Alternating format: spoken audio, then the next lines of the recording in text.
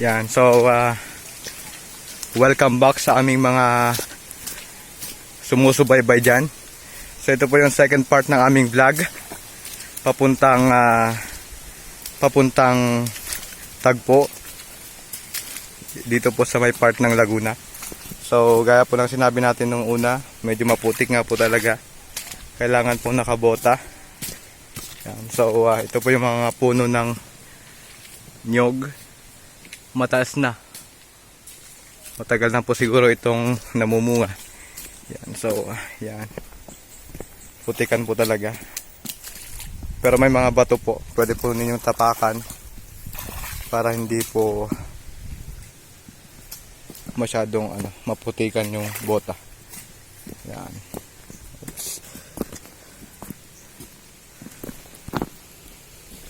Yan, so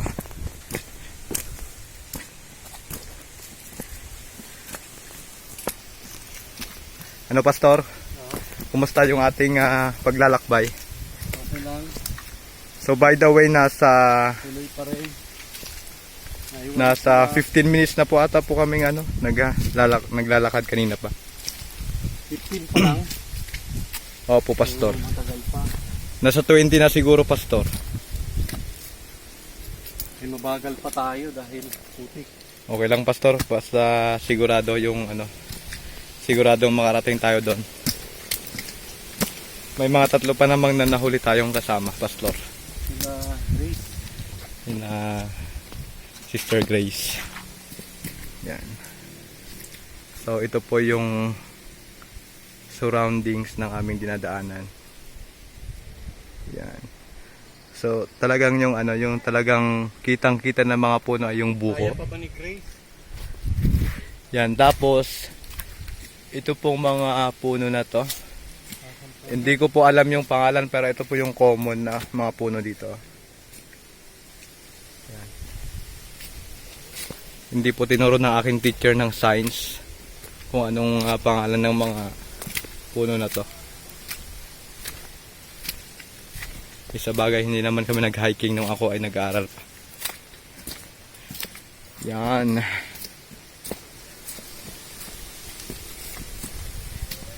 Baka may makasalubong tayo na baboy ramo, Pastor.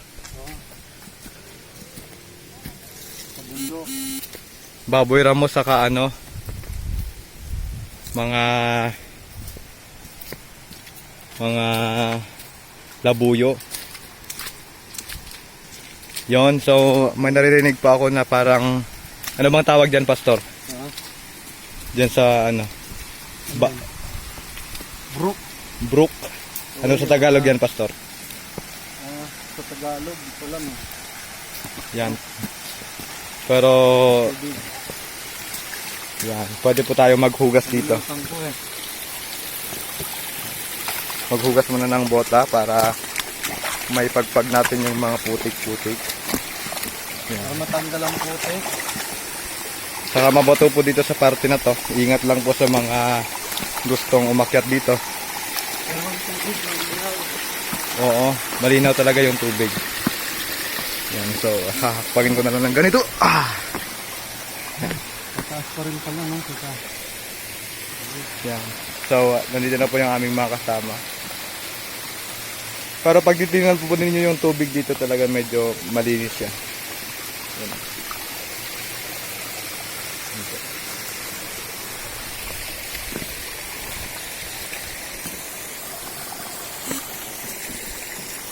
So ako po pala yung nag-video.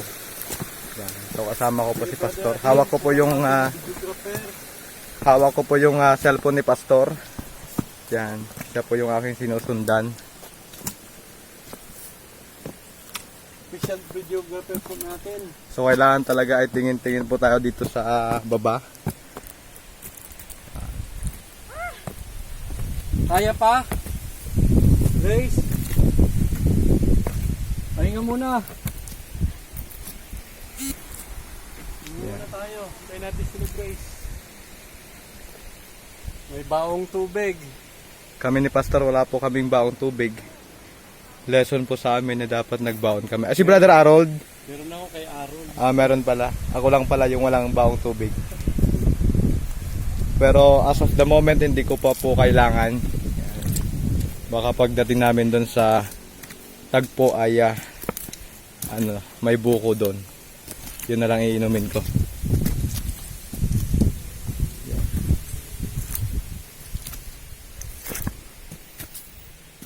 Ayun. Pahinga na yung iba. Brother Jordan, mga ilang minuto na yung yung hiking natin. Yun po yung mga dinaanan namin. Nasa 30 minutes na po yung hiking namin.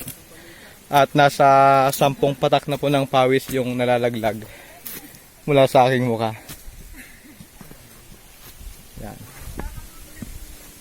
Tatanong tayo. Yeah.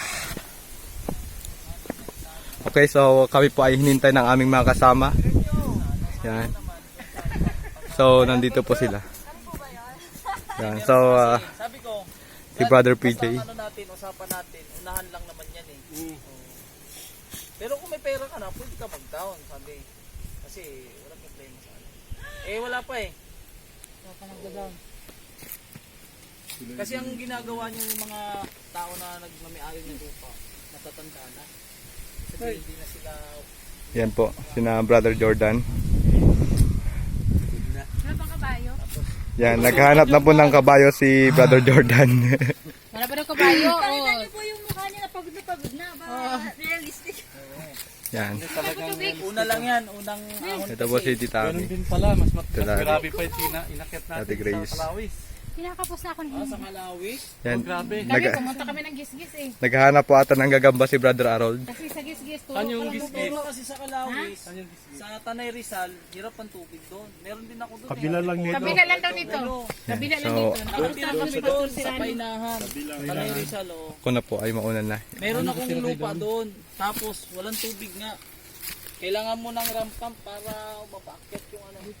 Pero nandun yun ang ginagawang another dam Saan sa gisgis? sa Kalawis. Kasi sa Kalawis, ang kabila niya, yung Wawa Dam. Ngayon, merong ginawa ang NWSS kaya nga ang karsada ngayon doon ay Yun ba yung Kaliwa Dam, Pastor? doon manggagaling ang tubig sa Ang another gagawin dam. namin dito, Pastor, ramp pump na ano lang. Ang ganda ng camera ni Brother Jordan. Bakit? Maganda ba ako dyan? Nakatira na yung brother. Ang ganda ang Maganda. Oo nga, naka-makeup ka dito eh. Oo. Yung mga lips natin naging red. Walang putik, Pagka na ano na doon, so, ano lang kasi namin yung para makadaan eh. Dito malapit na. Yan, so medyo mauna na po ako. At ako po ay bidang-bida. Yan. Yan po yung lalakaran namin. Patag na to. Pagkatapos nga dyan siguro patag na. Yan. So nauna na si Brother Jordan at siyempre yung aming pogi at napakasiglang tour guide. Walang iba kundi si Brother Jury. Yan. Ng Bulacan. Alam ko na pala kung bakit hindi ako binibigyan. Nasanay na ako sa jogging. Nag-jogging ka pala eh. So ito po si Pastor. Isang oras ako, pastor eh.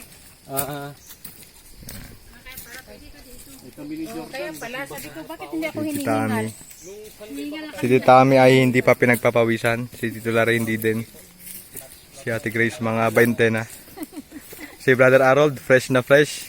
Akala mo Ligo sa pawis bro. Yan, si Ate Avery. Si What's Up Yo. Mga ka-vlog. Mga kabuta, Yan. bagong pangalan So, na yun. akin na pong habulin yung si Pastor. Bagli na. Mga kabota. Wait lang po kayo. Tumatakbo po ako. Hindi grupo sa damay ha, kabuta. Yan. Dahil po kailangan magbota pag kayo umakyat dito, kaya po ang pangalan ay mga kabota. Yan. So, yan na po. Na po si Pastor. Ano na to? Ito ba yung ginagawang... Yan po yung ginagawang turumpo, Pastor.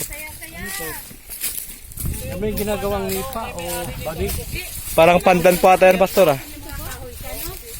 Nipa o ano yan? Parang pandan po ata yun. Nipa, banig yata yan. Pandan? Opo. Pampabango ng Pastor. Maliit yun. Hindi pastor, lumalaki din yun kapag ano, maganda yung lupa, yung pagmataba. Ah, Maganda ito kaysa nakit namin. opo. Kasi malinis pastor eh, malinis siya. Mas grabe yung nakit namin, matarik. Oo. Pataas na tapos may tarik. Ang problema lang dito pastor, yung putik lang talaga no.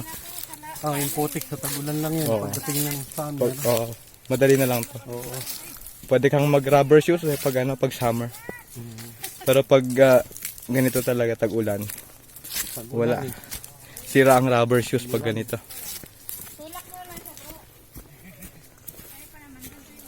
Yun. So yung second vlog na po namin ay nasa 10 minutes na. Kaya nga to si Larilan, lagi nandiyan sa likod ko eh, kasi tutulak ako. Yan. So kanina po ay medyo umaambon. Kami po ay nangangamba dahil wala po kaming mga kapote. Pero matirik na po yung sikat ng araw. Yan.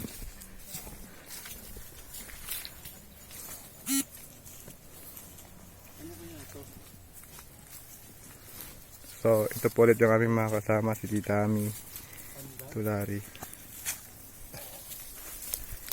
At yung aming yung head ng master guide, Baras ka mag-video. si Brother Jordan, na ako po ay binibidyohan.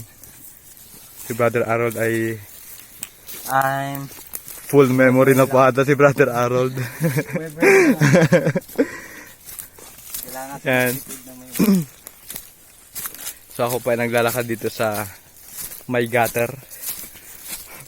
May gutter din pala dito. Yan, nauna na po sila. Habutin natin.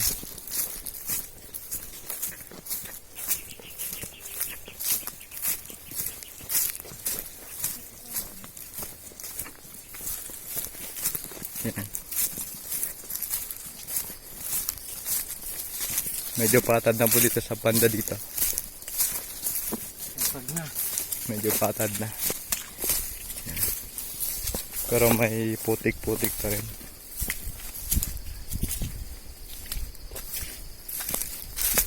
Hintayin kita doon, Pastor. Hintayin kita doon, Pastor.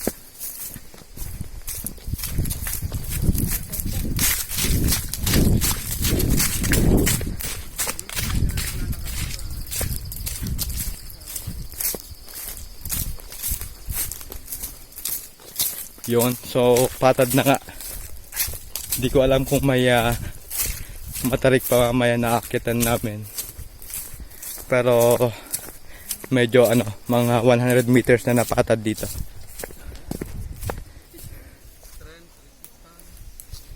Yan.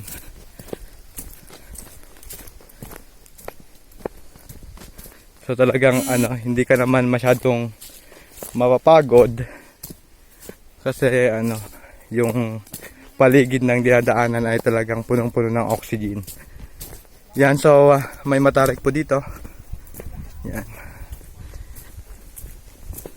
So ito po ay matarik. Yan. So, dito ko po hihintayin yung aking mga kasama.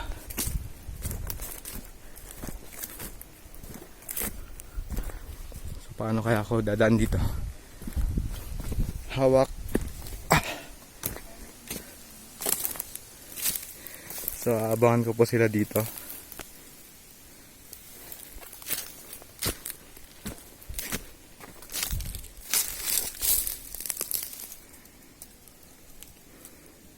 Yan na po sila.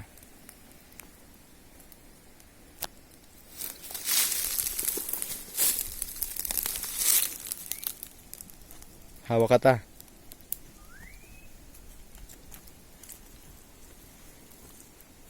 So, yun na po yung nilakaran namin. Ang tahimik na po dito banda dito. Wala ka nang marinig na sasakyan. Yung ubo ko na lang yung naririnig ninyo.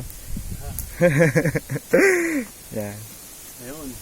Yan si Pastor at ang kanyang mahiwagang baston. Akyat na rin.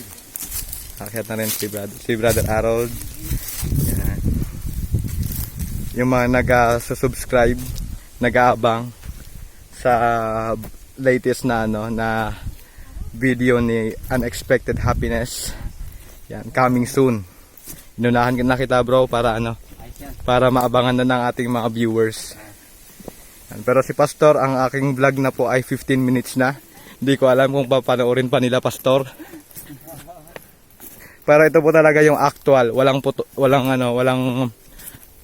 dito, walang edit. Diretso. Yan. Remembrance ni Pastor yan. Oo. Babalik-balikan ni Pastor yan. Brother Harold, nasa 30 plus minutes na tayo, nasa 40 minutes na ata tayong naglalakad.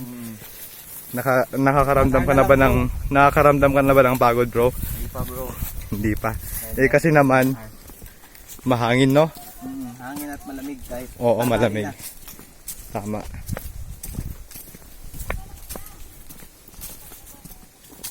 So, yun po.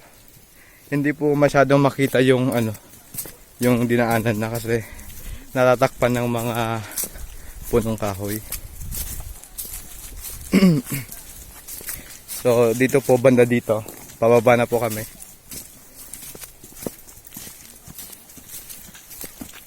So, kasama ko po yung aking team. May team ba ako? Team Kabota. Mga kabota. Ay, pumatag na rin. So, baka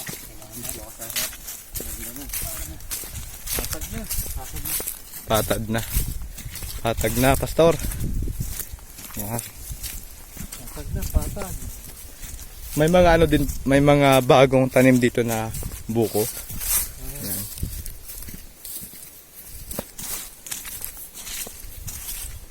Pero ang maganda dito, Pastor, parang talagang nag-tree planting sila dito. Yung distansya ng mga punong kahoy, hindi talaga tabi-tabi. No, hindi rin masyadong malayo sa isa't isa. Tawag dyan sa punong yan. Ito, ang ganda na dito. Pwede magpatayo ng bahay dito, Pastor, no? Pero bawal kasi dinadaanan. Kaya dito na lang sa gilid siguro, no? Dito.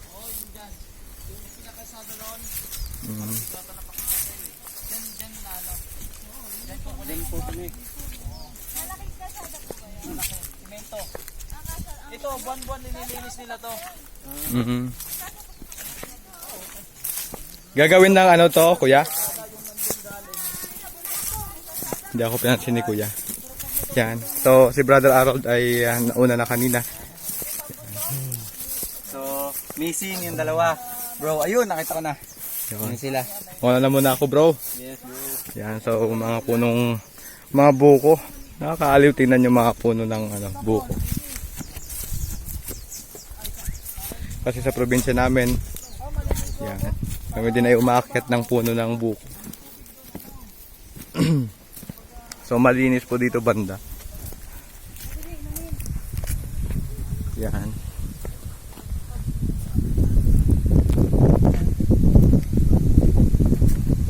Yan, napaka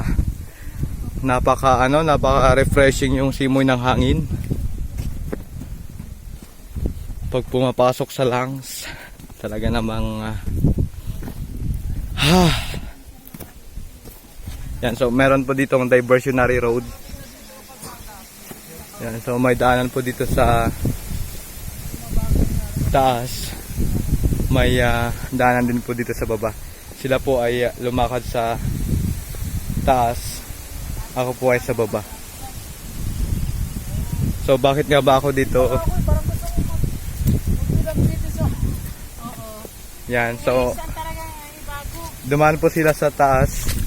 Yan, sina Pastor. Pastor, kaway ka naman diyan, Pastor. Yan, medyo mataas po dito. Ako po ay dumaan dito sa baba. Yan, so ito po si Pastor. Yan. Wow. Ay, itim ang parang antipolo. Wow. Parang ganda dito yung banda. Ito Pastor, medyo pula yung pula yung lupa. Ito daw yung magagandang taniman ng Pastor, ng pinya. Ay, yung mga pinya ba yan? Opo. O, ito kulay puti naman. Maano Pastor Bakit pala, kaya may ganito. matatamis yung mga pinya pag pag sa pulang lupa tinanim. Pula ang lupa. Pag nabasa, pastor.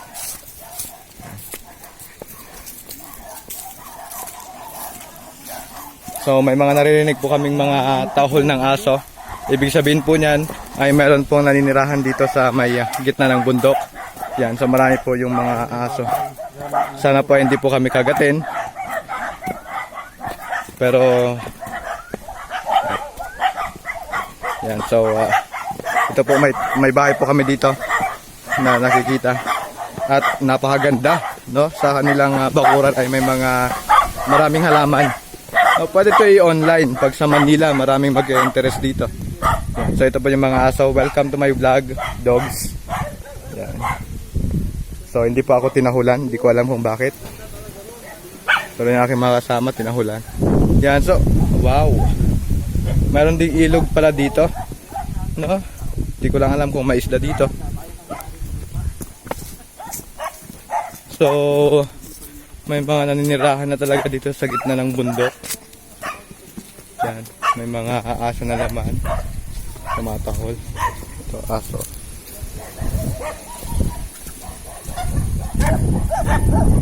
So, dadaan po tayo sa sapa. So, sinamantala ko po naghugas na aking bota. Mga aso. Yan. Binakuran po yung kanilang mga pananim. So, yan nga po, nakikita natin yung mga pananim nila, ang gaganda. Ang ganda ng tubo ng pinya. No? Yan. May tumitilap doon na tandang. May bahay. Hindi po siguro pang derby yun, no, pastor? Pang ano yun siguro, pang sinigang or sinampalukan. Yan. O, ang gaganda ng pinya. So, lapitan ko po yung mga pinya. Yan. So, hindi ko po, wala po pa pong bunga. Pero ito po yung gaganda. Yan. So, meron pong bahay doon. Ganda. Yan. So, yan po yung aming mga kasama. Yan po yung nilakaran namin. Yan po yung sapa. Wow. So, bali na sa gitna na po kami ng kabunduhang ito ng parte ng Laguna. So, yan po yung mga pinya. Medyo nayupi-yupi po yung sira yung mga dahon niya. Dahil nga po sa epekto ng bagyong Ulysses. Yan. Matirik na po yung araw. Yan, so may mga tao po doon. Yan. So maganda nga talaga yung distansya ng mga punong kahoy dito. Parang nagkaroon siguro